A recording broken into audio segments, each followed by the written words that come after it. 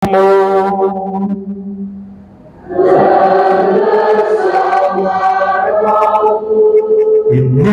Injil suci menurut Santo Markus.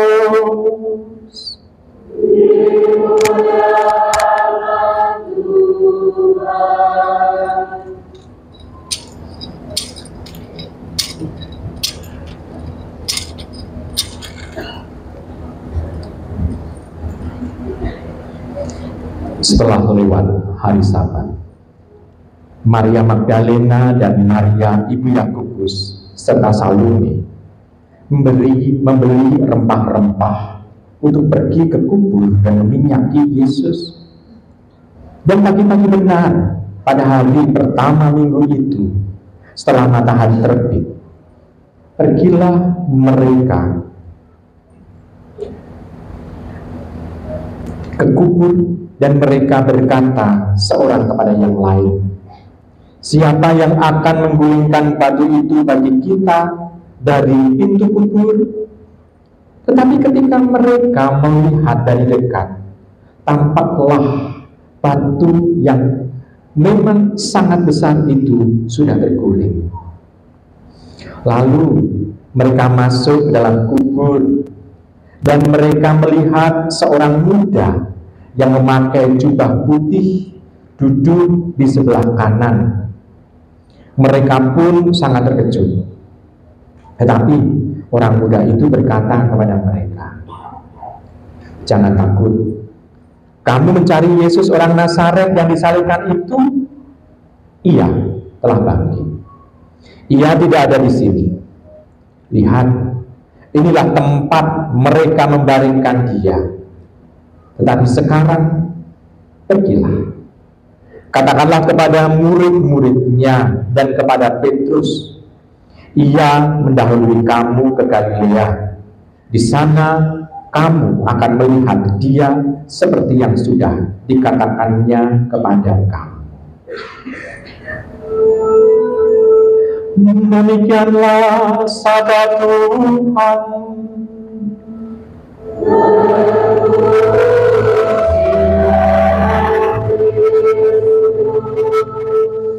Silakan duduk. Ibu, bapak, saudari, sekasih dan Tuhan, hampir 1 jam kita mendengarkan firman Tuhan. Karena dari tadi upacara cahaya sampai sekarang, kalau Anda melihat jamnya sudah hampir 1 jam. Sudah jam 8 kurang 5 kalau tidak keliru, saya melihat jam saya itu. Nah, sekarang kita bisa melihat ada banyak simbol yang betul-betul mau diungkapkan kepada kita. Simbol cahaya. Awal tadi kita ada dalam suasana gelap. Ternyata dalam suasana gelap itu Allah berkarya. Karya Allah apa? Mempersiapkan keselamatan.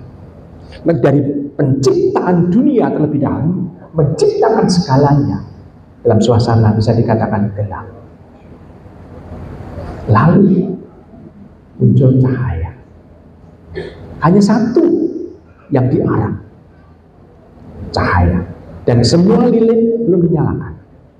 Tanda bahwa awal keselamatan dilakukan oleh Bapa, oleh Allah sendiri, tunggal.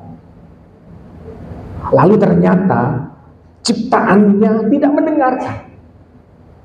Lalu Allah mulai memperbaharui karyanya dengan memilih bangsa Israel. Maka yang dinyalakan adalah lilin para petugas liturgi. Di situ tanda bahwa dia tetap berarak menuju kepada hal yang maju. Ternyata tidak bisa juga menjadi simbol keselamatan.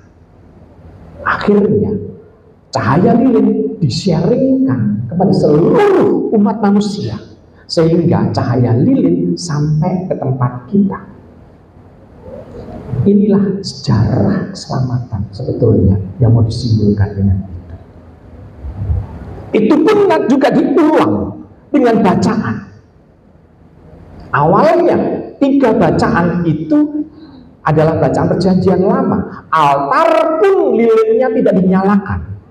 Dan sebetulnya umat juga disimbolkan dengan sebetulnya 3 lampu ini jangan dinyalakan.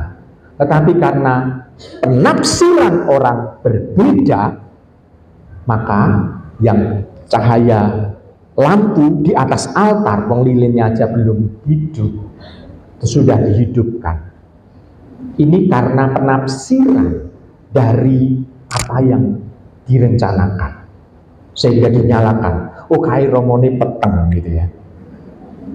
Dia lupa bahwa nama saya Fajar, sehingga tetap ada cahaya. Tetapi karena kita bisa melihat, kalau sudah ngotot tentang dengan tafsiran berbeda, maka orang yang mencoba menafsirkan keselamatan itu ada macam-macam. Kita melihat, coba kita lihat, ada berapa gereja mengaku sebagai pengikut Tuhan. Tidak hanya Katolik, tidak hanya Ortodok, tetapi ada banyak enggak? Mereka menghidupi apa? Tafsiran. Dan mereka merasakan apa? Gereja kami yang menyelamatkan. Betul? Maka ibu bapak sudah terkasih, baiklah, kalau sudah ada tafsiran seperti itu, nggak perlu kita mencoba untuk mengatakan, oh itu salah. Nggak usah, biarkanlah. Maka tadi saya tidak mengatakan, oh matikan lilin, matikan lampu yang di atas altar.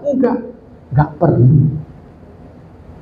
Ini kan contoh nyata kan, contoh sesuatu yang bisa dimengerti seperti itu, sehingga insya Allah pesta Paskah tahun depan lebih benar. Nah, bukan hanya itu, tetapi kita bisa melihat ada sesuatu lagi pesan. Setelah itu kemuliaan menjadi tanda, inilah keselamatan Allah nyata bagi umat manusia, sehingga lilin yang ada di altar pun dinyalakan, lampu dinyalakan. Nah, sekarang masalahnya apa? Tuhan sudah memberikan keselamatan kepada semua orang, namun apakah hati setiap orang juga terang sehingga karya Tuhan dalam menyelamatkan bisa berjalan dengan baik? Dunia sudah diterangi oleh cahaya. Sang sumber cahaya adalah Allah sendiri. Namun sekarang masalahnya, apakah hati setiap insan itu juga mengalami penerangan itu? Ini kan yang menjadi masalah, problem zaman sekarang. Sehingga banyak tafsiran mengenai kebangkitan Tuhan. Salah satunya misalnya begini, apakah betul sih Tuhan itu bangkit? Siapa yang menyaksikan? Kan kalau dalam pengadilan itu kan selalu itu terjadi karena ada yang melihat dan ada yang menyaksikan, betul ya? Tetapi siapa yang melihat dan menyaksikan Tuhan bangkit? Detail tentang kebangkitan tidak ada saksi, tetapi jejak kebangkitannya bisa kita temukan, yakni makam yang kosong, dan ada saksi dari pemuda yang mengenakan pakaian putih yang ada di dalam kubur itu. Jejak kebangkitan Tuhan ada di sana 3 hari setelah kematiannya. Tetapi ada orang yang misalnya yang PK kan hal itu mengatakan, Romo baru kemarin Romo kita merayakan wafat Tuhan. Kok hari ini kita sudah merayakan kebangkitan Tuhan? Kan baru kemarin, berarti 2 hari kan? Tapi kenapa kita merayakannya sekarang? Ibu bapak sudah terkasih, itu perhitungan orang yang menghitung pergantian hari jam 12 malam. Namun kebetulan orang-orang Yahudi hampir sama dengan perhitungan pergantian hari seperti orang Jawa, yakni hari baru berganti setelah matahari terbenam. Matahari terbenam, maka jam 3 termasuk hari pertama, lalu malam harinya sudah 2. Tadi kita memulai sudah matahari terbenam kan, berarti hari ke-3. Maka Ibu Bapak, setiap Sabtu sore, mengapa kita bisa misa hari Minggu? Karena dengan pengandaian itu. Kenapa? Karena matahari terbenam sudah hari Minggu. Padahal kalendernya masih hari Sabtu. Semakin jelas? Baik. Kalau demikian kita bisa melihat ternyata penafsiran itu, jejak-jejak kebangkitan Tuhan, itu juga bukan hasil penafsiran, namun hasil dampingan Roh Kudus. Bukan tafsiran sesat, namun karena Roh Kudus sendiri itu yang mendampingi gereja. Nah, lalu sekarang kita bisa melihat bukti lagi kebangkitan adalah apa? Penampakan Tuhan yang dirasakan oleh para murid pada waktu itu. Kan tadi baru makam kosong dan juga kesaksian dari pemuda yang berpakaian putih yang ada di makam. Sampai nanti nekrat Tuhan, masih ada kesaksian Tuhan yang menampakkan diri. Menampakkan diri untuk menyiapkan para murid, supaya para murid ini siap untuk meneruskan warta Injil. Nah, Ibu Bapak, Saudara terkasih, lalu sekarang bagi diri kita, warta itu apakah masih harus kita teruskan? Jawabannya ya. Lalu Paskah ini sebetulnya mau mengingatkan kepada kita supaya kita tidak hanya dengan banyak tafsiran-tafsiran yang mungkin sudah melondroke kita dalam soal ini, tapi kita kembali lagi ke sumbernya, yakni apa? Kebangkitan Tuhan. Ibu Bapak, Saudara terkasih dalam Tuhan, maka setiap Paskah kita akan memperbaharui janji baptis. Di situ kita memperbaharui iman kita yang kembali kepada sumbernya, yakni Paskah Tuhan. Penafsirannya aja macam-macam. Paskah bahasa aslinya adalah hak Pesah, hari raya hak, hari raya Paskah. Bahasa Indonesianya Paskah, bahasa Inggrisnya ono loro. Ada Passover. Passover itu Tuhan lewat, berarti Paskahnya orang Yahudi. Sedangkan kita membahasakan pakai bahasa Inggris, Happy Easter, Paskah kebangkitan Tuhan. Namun ada lagi orang-orang Kristen yang lalu mengatakan, oh, Easter itu kan berarti orang Kristen, orang-orang pengikut Tuhan mempercayai ada Dewa Ishtar. Terus kebablasan meneh. Penyembahan pada Dewa Ishtar itu jauh sesudah Tuhan bangkit kok. Hanya istilahnya orang ngubung-ngubung pakai ilmu yang namanya cocokologi, yaitu mencocok-cocokkan. Jadi kadang-kadang ada orang yang mencocok-cocokkan itu. Jadi ada ilmu tersendiri, cocokologi. Tapi kalau orang ini diberitahu, dia tetap ngotot tentang dia tetap ada dalam tafsiran. Tidak mau. Nah, sekarang Ibu Bapak Saudara terkasih, maka kita sekarang Paskah kita adalah ditandai dengan apa? Cahaya sudah ada di setiap hati, setiap manusia. Lalu kalau ada orang yang tidak percaya kepada Tuhan, gimana Romo? Apakah juga mengalami keselamatan? Ya. Walaupun cahaya itu diberikan kepada orang-orang yang tidak mengenal Kristus, Dan kalau orang itu taat dengan cahaya itu, pasti orang itu didorong untuk melakukan kebaikan-kebaikan. Dan kebaikan-kebaikan yang dilakukan oleh orang-orang yang belum percaya kepada Tuhan, di situ tanda bahwa Roh Kudus sudah berkarya dalam diri orang. Kok bisa begitu? Ya, kita melihat kok sekarang ada baptisan dewasa. Dari mana itu? Ya karena Roh Kudus sudah berkarya terlebih dahulu, itu menghangatkan iman orang itu dan mendorong orang itu untuk mempelajari Tuhan Yesus dan akhirnya mau untuk dibaptis. Bukankah Roh Kudus sudah berkarya itu sebelum orang itu menjadi pengikut Tuhan? Maka dalam diri orang-orang yang bukan Katolik pun itu Roh Kudus juga berkarya, menuntun orang menuju kepada kebaikan. Maka ibu bapak, saudara terkasih, maka kita jangan lalu mencela orang yang tidak percaya kepada Tuhan Yesus, maka di orang itu tidak akan masuk surga. Jangan lalu mengatakan seperti itu.